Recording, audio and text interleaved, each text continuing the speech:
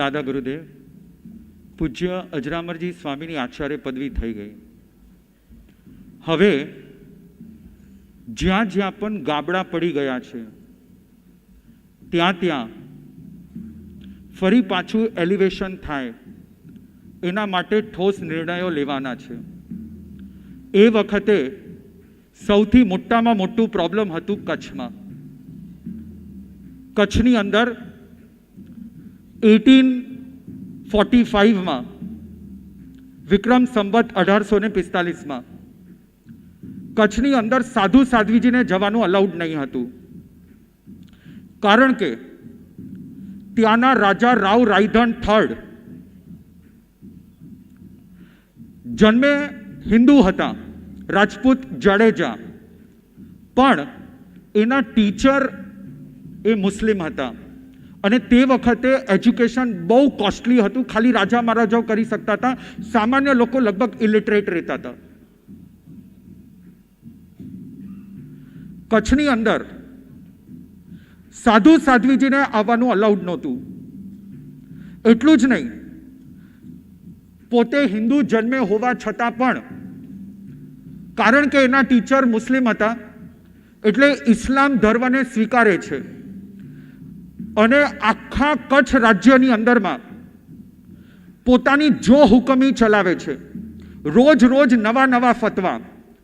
આજ પછી કોઈ હિન્દુ સાધુ સાધ્વીજી કચ્છમાં દેખાણું છે તો એનું સર કલમ કરવામાં આવશે. અને એના મા અહિમાબાઈ, એમનો ભાઈ પૃથ્વીરાજ, નાનકડો નમણો કુંવારો, બંને જણા વિનંતી કરે છે કે ભાઈ આવું નહીં કરતું. શું ગુનો કર્યો છે હિન્દુ લોકોએ? કાફીરો છો તમે, કાફીરો. અરે મરો, તમે લોકો જીવવા ન જોઈએ આ પૃથ્વી ઉપર. કેટલાક લોકો ત્યાં સાધુ સાધ્વીજીને આહાર આદિ આપવાનો એમાં પાપ માનતા હતા. આવી મિસઅન્ડરસ્ટેન્ડિંગ જ્યારે હતી, વાઘા પારેખે, જે અજરામરજી સ્વામીના પરમ ભક્ત હતા,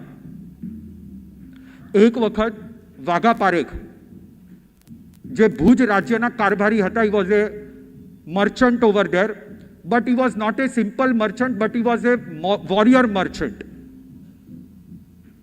આ વોરિયર મર્ચન્ટે ફોર્ટના કિલ્લા ઉપર ભુજ રાજાનો જે મિત્ર હતો, મિત્ર રાજા, પત્રી ફોર્ટ ઉપર એ રાજાનું સર કલમ કર્યું વાઘા પારેખે. રાવધણ એનાથી નારાજ થઈ ગયા. વાઘા પારેખ બહુ દુઃખી થઈ ગયા હતા કે અમારા જૈન સાધુ સાધ્વીજી અહીંયા આવી નથી શકતા અને અમારી જૈન પ્રજા કચ્છની અંદરમાં ગુરુ દર્શન વિહોણી રહી ગઈ છે. આની અંદર કંઈક કરવું પડશે. જેવો પત્રીના ફોર્ટની અંદર એમણે બળવો પોકાર્યો, રાવ રાયધણે વાઘા પારેખનું સર કલમ કરવા માટે માણસોને મોકલ્યા. રાવ રાયધણ ડરતા ડરતા બધે ફરતા હતા અને એક વખત કચ્છના રણને ક્રોસ કરીને એક નાનકડા ગામની બહાર વેશ પલટો કરીને વાઘા પારેખ ફરી રહ્યા હતા. અંજારના મેઘજી શેઠ એની જોડે હતા, અનેક બીજા પ્રાંતના શેઠો બધા વાઘા પારેખની જોડે હતા, પણ કોઈક એને એસેસિન ન કરી નાખે. શૂટ એટ સાઇટનો અમને ઓર્ડર પડી ગયો તો વાઘા પારેખની સામે. વાઘા પારેખ અજરામરજી સ્વામીના પરમ ભક્ત, કારણ કે જે દિવસે વેશ પલટો કરીને રાતના 12 વાગે બહાર ફરી રહ્યા હતા, અજરામરજી સ્વામી ત્યારે મેડિટેશન કરી રહ્યા હતા અને બારીમાંથી જોવે છે કે આ જૈન મુનિ લાગે છે અને તરત ગુરુદેવ પૂજ્ય અજરામરજી સ્વામી રાતના 12 સાડા 12 વાગે વાઘા અંદર આવો. અને વાઘાના બ્લડ પ્રેશર 320. હું વેશ પરિવર્તન કરી ચૂક્યો છું, રાતના અંધારું છે, ક્યાંય લાઇટ્સ નથી. ગુરુદેવ કેવી રીતના મને ઓળખી ગયા? અંદર બોલાવે છે, વાઘા 6 મહિનાની અંદર આ બધું સહી થઈ જશે, બધું સારું થઈ જશે, મારા આશીર્વાદ છે તને. ગુરુદેવ પાછા ઝાલાવાડ તરફ આવ્યા. અહીંયા એમની આચાર્ય પદવી થઈ. વાઘા પારેખ રાવ રાયધણની સામે જેટલા પણ જૈન શેઠો હતા, મર્ચન્ટ્સ હતા, બધા રાવ રાયધણની સામે પડ્યા છે અને હવે કચ્છની સ્થિતિનો સુવર્ણ કાળ જન્મવાનો છે. એનો એક નાનકડો પ્રસંગ. આચાર્ય પદવી થયા પછી સૌથી પહેલાં દાદા ગુરુદેવ અજરામરજી સ્વામીએ કચ્છનો ઉદ્ધાર કર્યો.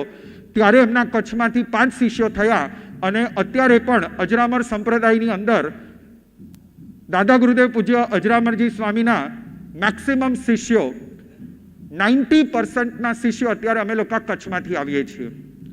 અને એ વખતે ગુરુદેવે સૌથી પહેલા કચ્છનો ઉદ્ધાર કઈ રીતે કર્યો એનો એક નાનકડો ભાગ આપણે જોઈશું.